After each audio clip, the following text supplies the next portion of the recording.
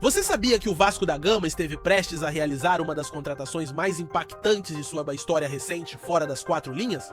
Pois é, mas a reviravolta foi surpreendente e deixou a torcida dividida. Agora eu te pergunto, qual será o futuro do departamento de futebol Cruz Maltino sem Rodrigo Caetano? E será que a estratégia da diretoria para 2026 será suficiente para trazer um dirigente? Vamos responder essas questões e entender os próximos passos do gigante da colina. O futuro do departamento de futebol do Vasco passa sim por um desafio imediato: encontrar um profissional que esteja à altura da complexidade e da ambição do projeto liderado por Pedrinho. Quanto a 2026, as chances de Rodrigo Caetano retornar à mesa de negociação são reais, mas dependem de muitos fatores, incluindo o desempenho do clube e da gestão atual. Agora, vamos aos detalhes dessa negociação que movimentou os bastidores do futebol. Nos últimos dias, o Vasco tentou dar sua cartada final para contratar Rodrigo Caetano como diretor executivo de futebol. A proposta, que incluía um salário competitivo e um projeto esportivo alinhado à recuperação financeira do clube, era vista como um trunfo para a gestão Pedrinho. A ideia era contar com Caetano não apenas em 2025, mas também como um elemento central na reestruturação administrativa do clube a longo prazo. Porém, o desfecho não foi o esperado. Rodrigo Caetano agradeceu o convite, mas optou por permanecer na CBF, onde atua como diretor de seleções. Seu contrato com a Confederação Brasileira de Futebol vai até a Copa do Mundo de 2026 e sua atuação ao lado do técnico Carlo Ancelotti tem sido destacada pela confiança da atual gestão da entidade, liderada por Samir Chaud. Apesar do revés, a diretoria do Vasco não descarta retomar as conversas com Caetano no futuro. Até lá, o clube trabalha na busca de um nome que possa liderar o departamento de futebol, ajudando na reestruturação do elenco principal e das categorias de base, prioridades claras da gestão Pedrinho. Enquanto isso, o foco agora se volta para o campo. Na próxima quinta-feira, dia 12, o Vasco enfrenta o São Paulo no Morumbi pela 12ª rodada do Brasileirão Betano. Comandado por Fernando Diniz, o time busca somar pontos fora de casa e manter vivo o sonho de uma recuperação no campeonato. Agora, torcedor vascaíno, queremos saber sua opinião. O que achou da decisão de Rodrigo Caetano? Quem você acha que pode assumir esse papel crucial no clube? Comente aqui embaixo. Da 777 em todo o mundo vai impactar no Vasco da Gama 5 titulares. Esse é o número que o Vasco precisa nessa janela agora do meio do ano, não até o dia 10. Na segunda janela, de julho a setembro, 5 titulares, é essa a sua conta? Então vamos falar sobre isso e muito mais. Já vou começar falando sobre o leilão da 777. Ontem à noite, entrei em contato com o vice-presidente jurídico do Vasco, Felipe Carregal, que gentilmente atendeu, tirou as dúvidas a respeito desse assunto. Estávamos fazendo a live dos membros, live semanal, quando eu mandei uma mensagem para o Felipe perguntando: Felipe, esse leilão da 777 impacta no Vasco da Gama? A lei da SAF protege o Vasco caso venha a ser vendida a ação, né?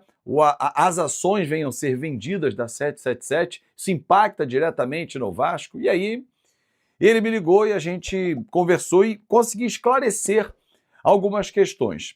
Segundo a explicação do Felipe Carregal, o Vasco está super protegido. Quando lá atrás, no ano passado, há mais ou menos um ano, né, porque foi em maio de 2024, conseguiu a liminar que foi sustentada recentemente por 3-0 dos desembargadores do Rio de Janeiro, o Vasco se protegeu, se blindou contra qualquer perda da 777 pelo mundo que poderia impactar nos 31% já comprados da Vasco da Gama SAF. Vocês sempre me perguntam, questionam, Nicola, como é que andam as dívidas no meu clube e tal. E esse relatório feito pelo César Grafietti, que é um cara muito respeitado e sério, mostra um pouquinho do momento dos times brasileiros. Vou até dar um zoom aqui, para que vocês possam enxergar com mais facilidade, tá? Página 98 de um relatório longo. A maior dívida do futebol brasileiro hoje, para o César Grafietti, é do Corinthians, 2,343 milhões, 2 bilhões 343 milhões. O Atlético Mineiro aparece com a segunda maior dívida, e aqui uma grande surpresa, né? Todo mundo trabalhando com uma dívida do Galo de 1,8 bilhão, segundo o César Grafietti, a dívida é de 2,3 bilhão. Botafogo é o terceiro, embora o Botafogo não tenha divulgado seus números, valores de 2024 do Botafogo são estimados, tá? Quarto lugar do Cruzeiro, 1 bilhão 158 milhões. São Paulo é o quinto com 1 bilhão e 88 milhões. O Internacional o sexto, 959. O Vasco é o sétimo, Palmeiras o oitavo, Fluminense, Flamengo, Grêmio e por aí vai. Aqui a variação é o Corinthians, o Atlético, o Cruzeiro, o São Paulo, todos com um acréscimo na dívida. O Atlético Paranaense foi um dos poucos que conseguiu redução. Atlético Paranaense, Atlético Goianiense, Juventude e Criciúma, tá? Esse é um dos pontos importantes desse levantamento feito pelo César Grafietti. Vou ver se eu encontro aqui, até porque o documento é bem longo e extenso, mas tem uma parte em que ele lista, em que ele classifica os clubes de acordo... Peraí, essa aqui talvez seja importante, ó. Não, pagamento de salários. Tem uma parte em que ele fala sobre quantos anos seriam necessários para a quitação das dívidas, baseado no faturamento dos clubes. E os mineiros aparecem com os piores resultados. O Atlético precisaria de mais de 22 anos para quitar suas dívidas, segundo o César Grafietti. O Cruzeiro precisa... Isso aqui, ó. Eu queria saber como é que eu tiro essa parte aqui. Será que é clicando aqui? Ó? Não. Enfim, mas não funcionou, mas tudo bem. Essa parte aqui, ó, tempo para pagar as dívidas, tá? Eu vou aumentar de novo e vou colocar aqui, ó. Baseado na receita média dos últimos 3 anos, e o Atlético Mineiro precisaria de 22 anos e meio para pagar suas dívidas. O Cruzeiro de quase 22 anos. O Botafogo de 17 anos, o Vasco de 13 anos, tá? Enfim, números assustadores dos clubes mineiros e também dos times de futebol no Brasil de modo geral. Bom, feito esse registro, deixa eu pedir para você deixar seu like. O Fabrício Valentini, boa noite, Nicola. E sobre a notícia de que a justiça americana obrigou a ACAP a leiloar todos os clubes, inclusive o Vasco. O Vasco garante que não teme essa decisão, até por conta da decisão da justiça, que permitiu ao Vasco retomar o controle do clube. E essa era a justificativa lá atrás, do Pedrinho, no ano passado, quando foi a justiça para requerer o controle do clube. Temia-se que a 777, em frangalhos financeiros, perto do caos, poderia se colocar em leilão. E os clubes, por consequência, também iriam a leilão. Era isso que o Pedrinho queria evitar, por isso que o Pedrinho foi para a justiça, tá bom? Para onde vai o Léo Jardim? Essa pergunta é a pergunta do milhão. Questão feita pelo William Pradella. O Vasco fez na sexta-feira passada a 4ª oferta de renovação. Melhor de todas, R$800 mil por mês. Ele passaria a ganhar um pouco mais do que o Verratti, que ganha 760 mil.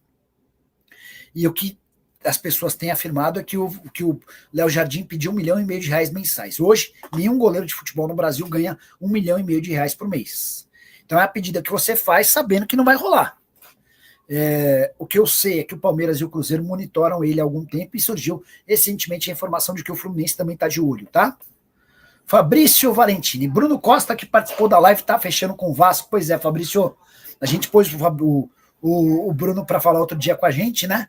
Era executivo de futebol do Fortaleza e tal. Mandei mensagem para ele, não me respondeu.